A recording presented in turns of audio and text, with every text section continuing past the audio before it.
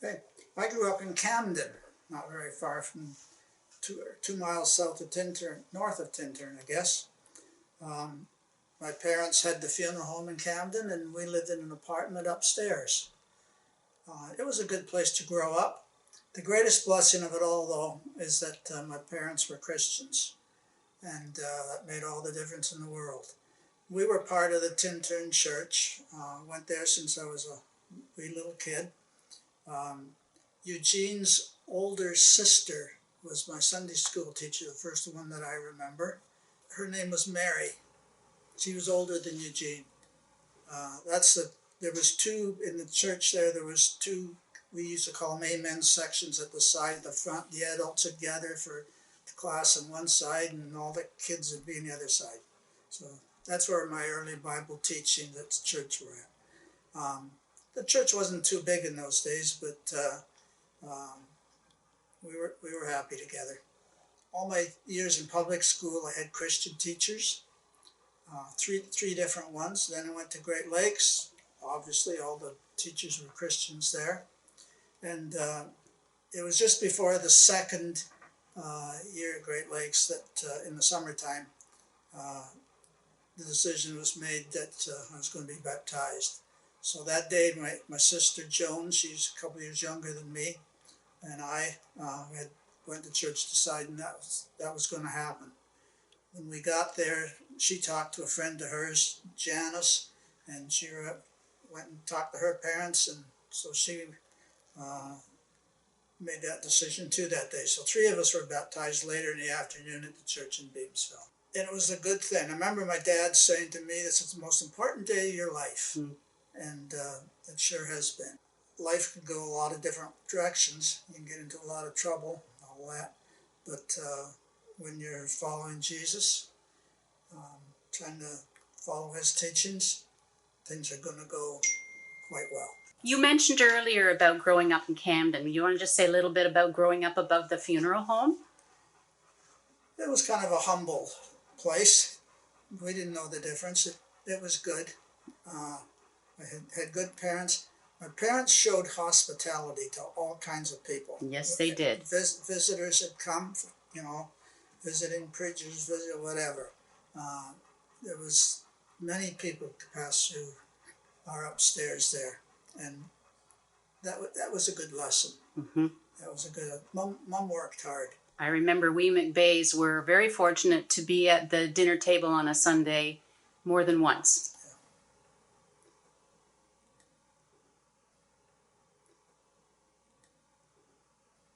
Well, in a couple of different ways. There wasn't many teachers at the congregation, and early on, I was one of my teenagers, had to start being a Bible teacher. And so being a Bible teacher meant you had to study. Yeah. For every Sunday, the Saturday night, it was study. So the fact that I had to study was probably a good thing. Okay. Okay. And also in the books that I read to prepare for lessons and just for spiritual growth. Mm-hmm. The books I read helped me immensely. Okay. I read most of the books that Francis Schaeffer wrote, and there was others too, but they helped me immensely. And then just the whole idea of being part of a congregation, having your fellowship of friends, right, getting together weekly or 2 or 3 times a week. The fact that you come together, that sustains, that builds. You don't have that holds you. It's a glue that holds you together. I guess you should just call it the fellowship of the brethren was very important. Then I remember going to lectureships at Great Lakes. Mm-hmm. They were very helpful. Okay. Where you had an intense few days. Lots of different speakers and lots of different stories. Yeah, all of that was glue. It sustained. It sustained. Okay. Holding us together.